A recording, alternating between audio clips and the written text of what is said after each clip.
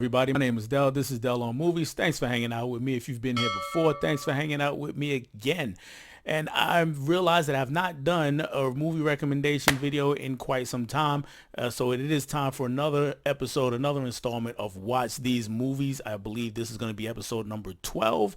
And this time, I'm going to go with all movies that are fitting for the month of June, which is Pride Month. So let's go ahead and get into some recommendations here. I will say that I am an outsider to that community, so take whatever I recommend with a grain of salt. If it's inappropriate to recommend something, especially one movie in particular, I'm kind of curious about, just let me know in the comments. Otherwise, watch them, enjoy them, or don't enjoy them, and let me know which way you went on any of them. These three movies, well, five movies. The first few are movies that are pretty well known, well regarded. The last two movies are not as well known, so I'll keep it in my normal format of starting with movies that are either a little bit tamer or at least uh, more known, more mainstream movies. And it can't get any more mainstream than starting with a Best Picture winner, and that is Moonlight from a few years ago. Fantastic, phenomenal movie. We follow this young man, Chiron, all the way pretty much through his life. Will meet him in three different stages. We meet him once as a really young guy when he was, I guess, 7, 8 years old, maybe even maybe a little older than that. Then we meet him again when he's in high school, and then the movie flashes forward to when he's a young adult, and he's going through lots of trials and tribulations, and dealing with his sexuality as opposed to the way he's supposed to be according to his peers and societal norms. Where he's from. So it's a very fascinating movie. Got some great performances in this movie. Mahershala Ali won Best Supporting Actor in this movie, but he is far from the only one who does a good job. Just check out Moonlight if you have not seen it. It is was my favorite movie the year that it came out, and so I think it was very deserving of that Best Picture award. The next movie, off the top of my head, I think it was also nominated for Best Picture. I know that the main character, the actor, the lead actor, was nominated for an Oscar, and I believe he won that Oscar, and that was Sean Penn, and the movie is Milk, and Milk is about Harvey Milk, if I'm not mistaken, the first openly gay elected official in the country, in the United States. If not the United States, definitely in California. Let me know in the comments if that's the case or not, but I think it was in the entire country. Sean Penn is fantastic, and it turns out to be kind of a rise and fall story, but the why for the rise and the fall is one of the things that makes this one really interesting. And again, Penn is just so good here. It's hard to deny the charm that he has in as Harvey Milk in this role. Next movie I may have actually recommended on another episode of these, but I'm gonna go ahead and bring it out again. Not something I really like to do is bring it out again, but this movie fits, and it is a movie I think deserves to be seen. I don't know if anybody who saw it when I recommended it before. I know I've talked about it before. If they went out and watched it, if you haven't, here's your chance to watch it. This is in the Criterion Collection. This is directed by Dee Rees, and the movie is called Pariah. So Pariah is we meet this young girl here, and she's in high school, and she's gay. Her her parents don't know. Her mom, uh, her mom knows, but doesn't want to believe that that's the case. And her mom is played by Kim Wayans in a performance that far better than anything she's ever done. She's just phenomenal in this movie. But here her character is the mom of the main character, and she is a devoutly religious woman and is totally against what she sees her daughter becoming, or which her daughter is, I should say.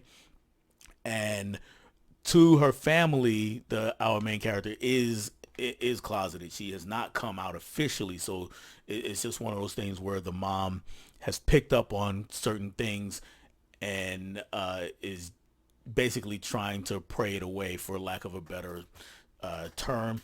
And that is part of the movie. The other part of the movie, is, of course, is just her just coming to the main character just coming to terms with her own sexuality and herself, and if she should tell her family, when she should tell her family. We also meet her dad, of course. Dad is kind of oblivious to things, and not in the not in the bumbling dad comedy kind of way. He's just kind of oblivious to the dynamics between his wife and his daughter, and the possibility that his daughter is gay. So it's a really fascinating watch, really good movie. Check it out if you have not seen Pariah. The last two movies are a little more obscure, both by very well-known directors, and one is more obscure because of the language barrier, and the other, this is just a movie that no one talks about from his filmography that no one talks about, and that director is Spike Lee, and the movie is called She Hate Me. Now, this is the movie I was worried about whether uh, people might take offense a little bit to the movie. I don't think so, but again, if anybody has seen this movie or watches this movie after this video, let me know. Let me give you the basic premise of the movie. Anthony Mackie in the middle is the main character, and he's a corporate whistleblower. So he does that because his bosses were into some shady stuff, and it pretty much cost him his career. So he's got nothing left, and he's hitting rock bottom, and I forget exactly how, but word gets out that he's actually pretty good in the sack, and he's actually straight, so that the doesn't this doesn't apply to him, that it fits this category. What happens is, again, the word gets out, and there are a bunch of lesbians, or well, there's a few lesbians in his circle that he knows or he comes to meet, and they want to have a baby, but they don't want to go somewhere and be inseminated. They still want to do it the old-fashioned way, and pretty soon he is charging lesbians $10,000 a, a shot to uh, impregnate them. And I'll leave it at that because I just saying it out loud sounds weird and probably misguided, and I'm sure, and I know that the character is misguided, and I'm just curious if anybody thinks that the movie itself is misguided. So She Hate Me is a Spike Lee joint. Again, it's one that really hardly anybody talks about. I wouldn't say it's among his best movies, but it is a curiosity. So, given Spike Lee's actual track record with entities or communities that he's not 100% familiar with. So again, just let me know, guys. And the last movie is a movie that is obscure to Americans. For any of my Spanish speaking friends out there, let me know if this is obscure in for you guys also, or am I missing it?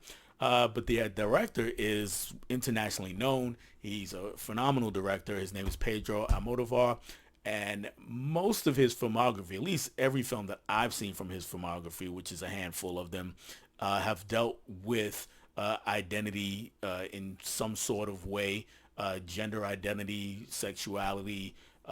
It deals with those things in depth and with care, and it definitely, you can feel the passion, his passion for his subjects through his films. And I don't, before I even get to this film, I'm going to say I don't have my favorite movie by him, which is called The Skin I Live In. I do want to find that movie, but I do have this one, and this one is called Bad Education. Bad Education stars Gael Garcia Bernal. He is a phenomenal actor who is underutilized in American movies. He has appeared in a lot of American movies actually, but he's usually underutilized in his roles. In his Spanish-speaking films, you can see much more of his talent. He's given better characters and more things to do. And in this movie, he plays a guy or a person who goes to see an old friend. The old friend happens to be a big-time movie director, and he is the director is not sure that this person is actually his friend from school, from when they were younger. They attended a Catholic school, a very strict Catholic school when they were kids, and he's not sure that this person is that person. As I mentioned, he's a big time director, so he's worried about people just kind of trying to get things from him because he's prominent in the industry. So, but he says he listens to this guy and listens to this person. This person tells him some stories about when they were, tells him about the story that he's working on, rather. I'm sorry. The story he's writing, he wrote his own script. And it's a story about their Catholic days. Let me get it that way. So, and in the story, the main character is a drag queen, and the story is good enough that this director decides that that's what he's gonna make.